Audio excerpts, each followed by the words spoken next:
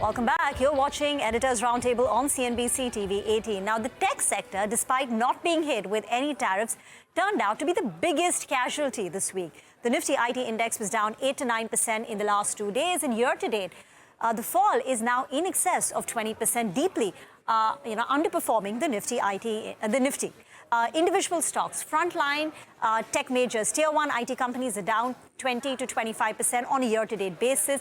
Mid-caps, especially the high-growth companies like a Persistent, Coforge, KPIT Tech, very deep cuts seen now, 30-35%, going up to 40% nearly for some of them on a year-to-date basis. So the start has been extremely poor. Now, especially in the last couple of days, the sell-off has picked up in pace on account of two reasons. One, the macro uncertainty, fears of U.S. recession, global economy tipping into a recession has made analysts lower their growth forecast. So Kotak, in fact, lowered the growth forecast for the second time in a month.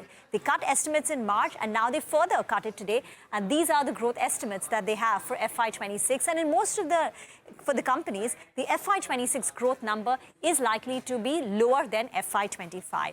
This you juxtapose it with the valuations. Valuations for most of the IT companies are higher than pre-COVID multiples. These are the current valuation multiples. They're trading at about 20, 22 times, much higher than pre-COVID multiples. So are these multiples justified at a time when growth for frontline IT companies is likely to be, 2, 3, 4% at best?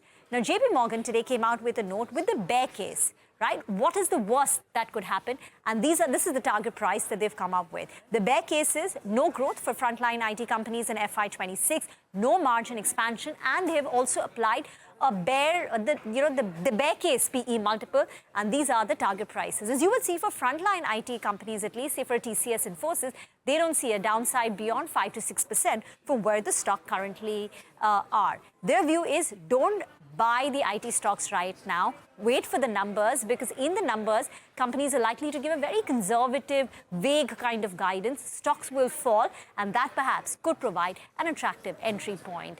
So right now, the advice by JP Morgan is lighten your position. So Prashant, what's the advice for investors who have tech positions, right? Should they just sit tight, wait for this entire thing to play out, or should they actively look at reducing their exposure to the tech